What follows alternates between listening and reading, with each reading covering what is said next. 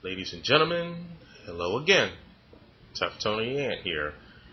And I'm here to voice my opinion because I see a lot of guys and women, guys and girls, have rants or their opinion on what they think ran WCW out of business.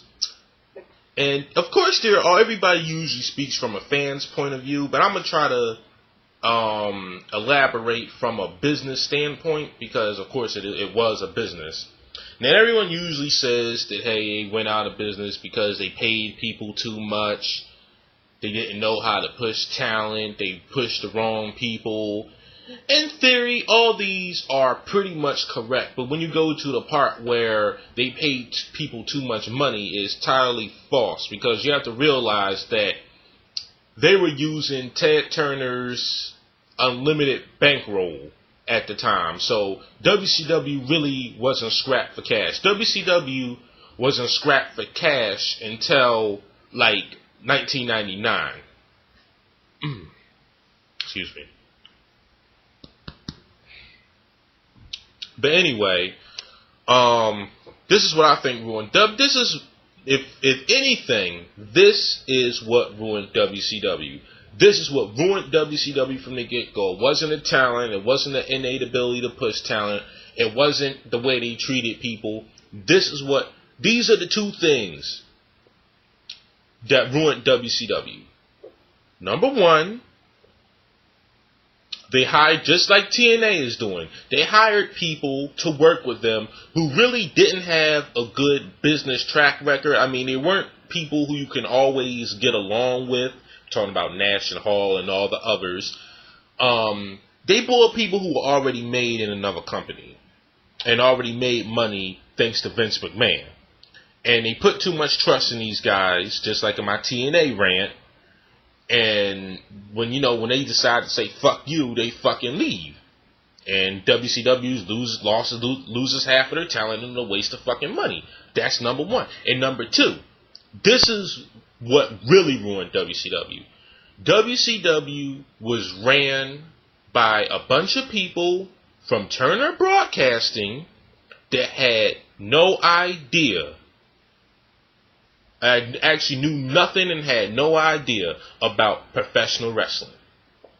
That is what ruined. That's what made WCW go out of business. No more, no less. WCW bigwigs, and see, that's the thing, because they didn't treat Monday Nitro like it was a wrestling show. They treated it like it was a damn TV show.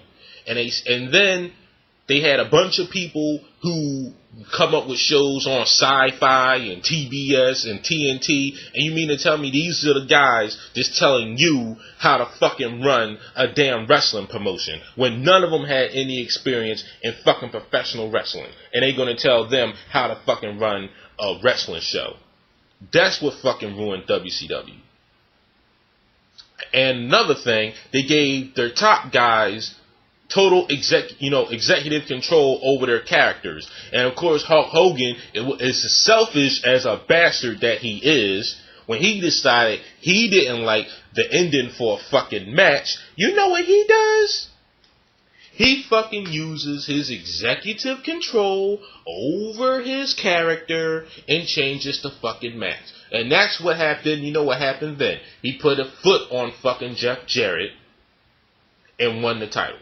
But of course they stripped him of the title and fired him publicly, because Hogan was on his way out anyway. And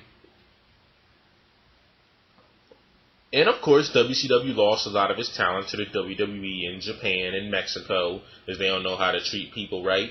And then some people said that of course maybe the Attitude Era has something to do with it. I'm one of those people who think that the Attitude Era was kind of overrated, because the Attitude Era wasn't really nothing. It was just off the wall, if anything. Because you have a guy who's beating on the boss every single night.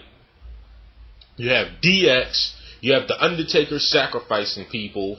Then you had The Rock, as great as a professional wrestler as he was. That was basically what the Attitude Era. Then you have the porn star Val Venus. You have the pimp The Godfather, and you have all sorts of characters that you know wouldn't really fly on other networks because it's getting a little too edgy. That's when they start, that's when they try to, pull it towards adults instead of children. And the Attitude Era pretty much did kind of put the ratings, but you have to realize that WWE didn't start winning in the ratings till late 1998 with the, the Mankind versus The Rock type things. So WCW was still winning. And then you have